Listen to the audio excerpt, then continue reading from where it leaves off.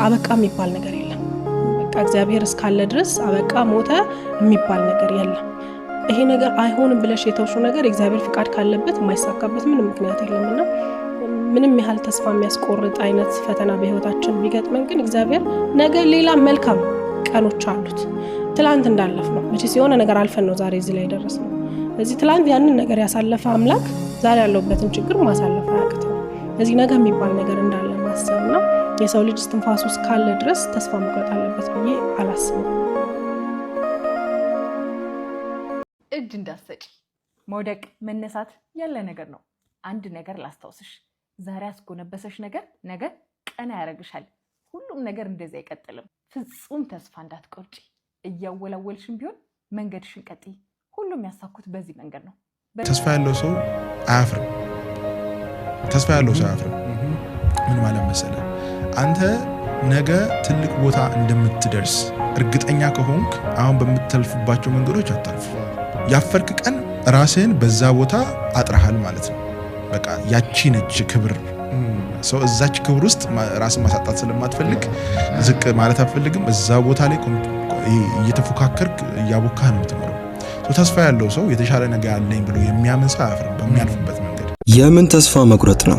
በጭራሽ ተስፋ የመቁረጥ ስሜት ውስጥ እንዳትገባ። ብዙ ጉዞዎች ይቀረዋል። ስለዚህ ገና ከጅምሮ አትስነፍ፣ ጠንከር በል። ይህ ስሜት ሲሰማ እነዚህን ሁለት ነገሮች አስታውስ።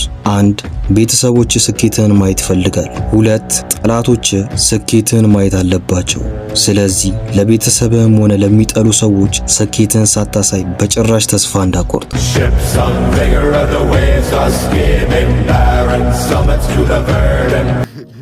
ሰለሞን እግዚአብሔርን ጥበብ ሲጠይቀው ሀብት ጨመረለት። አብርሃም ልጅ ሲጠይቀው ትውልድ ሰጠው። እግዚአብሔር ምን ይሳናል? እመን፣ ነገሮች ይቀየራሉ። አሁንም ያለበት ጨለማ ሁሌም ጨለማ ሆኖ አይቀርም፣ ይነጋል። ለሚያልፈው ቀን ራስን አታጨናንቅ። ለሚያልፈው ቀን አንገትን አትድፋ። ኑር። እንፈልግሃለን፣ ታስፈልገናለህ። እንፈልግሻለን፣ ታስፈልጊናለሽ። ብዙ ሰዎች ተስፋ ቆረጥኩኝ ምናምን ብሎ ይጽፉልኛል እና ተስፋ መቁረጥ እግዚአብሔርን መርሳት።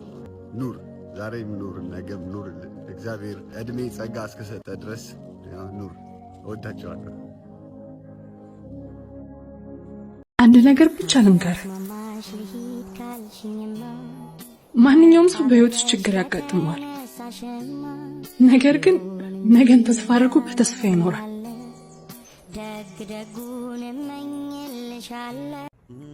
ለምን ይሆን ከሰው ጠሞ ጊዜም ነገር የሚፈልገን? ብቻ ሁሉም ያልፋል፣ ማን ያውቃል የነገን? ተስፋ መቁረጥ ቢኖር እንኳን አዲስ ተስፋ ይወለዳል።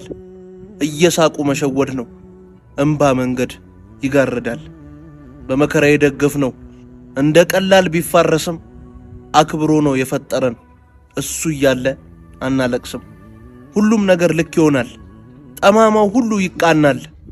ደስተኛ እንጂ ሐዘን ብርቁ፣ አዝኖ ማለፍ ያጀግናል። ጨርቅ ይሆናል መንገዳችን፣ ንፍገታችንን ስንበልጠው በደግነት ያቆምነው ነው ለዘላለም የሚቀመጥ። የምር እንዳንተ እየሞከረ ያለ ሰው የለም ነገን የተሻለ ለማድረግ። ዛሬን በራስ ቆመ ለማለፍ እየታገልክ ነው። ዛሬ ላይ በስራህ ልክ ባትኖርም ከልፋት አንጻር ያለህበት ቦታ ባይመጥንህም በጭራሽ ተስፋ እንዳትቆርጥ። በእርግጥ ብዙ ነገሮች አንተን ለመጣል ይተባበራሉ፣ ቀን ፊቱን ያዞርብሃል። ወዳጆችህ፣ የከበቡ ሰዎች ቀስ በቀስ ይበተናሉ። ብቻ ፈጣሪ ፊቱን ያዞርብህ። መኖርህን ቀጥል፣ መስራትህን ቀጥል እንጂ ነገ አንተ ቀን ይመጣል። በጭራሽ ተስፋ እንዳትቆርጥ።